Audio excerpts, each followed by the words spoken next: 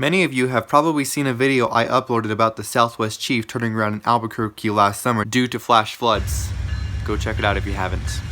22 years ago today, the same train had to deal with the same thing, a flash flood and a severe thunderstorm. However, it didn't exactly end the same way. This is the story of that eventful morning.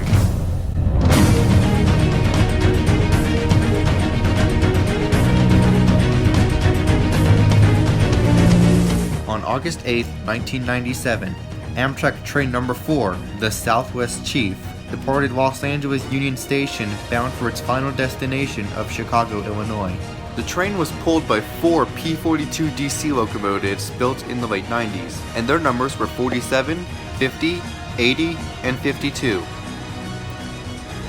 Behind the engines was a baggage car, 9 Superliner cars, 6 material handling cars, and 312 passengers and crew. The train left Union Station at about 8:30 that night. At about 5 a.m. the following morning, the train made a routine crew change stop in Kingman, Arizona. The weather, on the other hand, was not very routine. The train arrived in Kingman in a very severe thunderstorm, so severe that more than an inch of water dropped every hour. However, this was not stopping the train, and moments later, it pulled out of Kingman.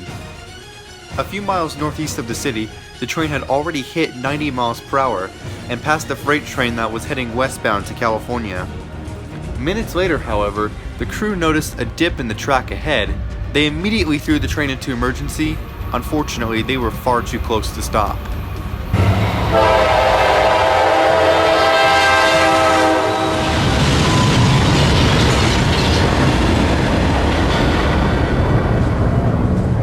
The train derails at about 5:56 a.m.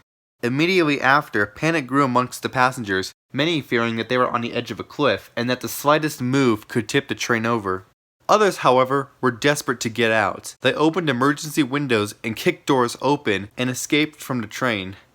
Amazingly, all 294 passengers and 18 crew members survived this derailment.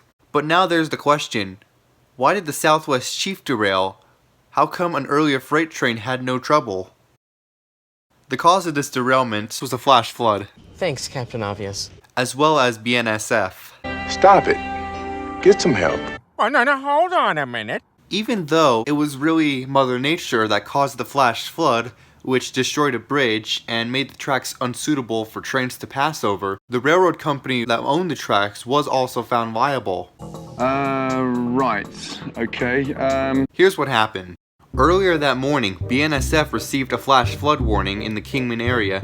In response, the railroad sent out a track supervisor to inspect the tracks. At about 4 a.m., the supervisor began his inspections. Between 4:30 and 4:45, he made his observations at bridge 504.1, the bridge that the train derailed on. He did not get out of his vehicle for this inspection, but stated that water was flowing underneath it and adjacent to it. He also did not note anything unusual about the track alignment. About 50 minutes later, the westbound freight train crossed over the bridge, and the crew said they didn't notice anything wrong with the bridge or track from their perspectives. BNSF has installed sensors that detect high water and breaks in the track. The system normally works, but this storm was unlike any other. There was too much water for the ground to soak up. The flood overfilled a pond, ate away a bank, and swept it under the bridge. But that brings up another point. The bridge was very old. The wooden supports had been inadequately protected and foundations were pretty shallow, making it easier for the flood to misalign the bridge and track. There were also no speed restrictions given out to oncoming trains. The railroad company disagreed with these statements and wanted the investigation to be reopened.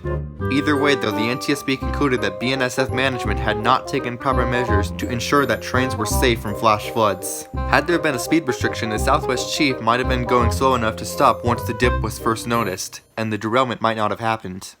After the incident, all 4 engines went back into service with Amtrak. Although 47 was later involved in a head-on collision and 80 was involved in a vehicle strike. As a result, both were taken out of service and will likely never run again. 50 and 52, on the other hand, wore the Heartland Flyers Big Game Train lettering on their sides, though 52 no longer wears this and 50's lettering is far too small. Fix it, Amtrak. 22 years have passed since the incident, and the Southwest Chief has continued to be a great way to get between the Midwest and the Pacific.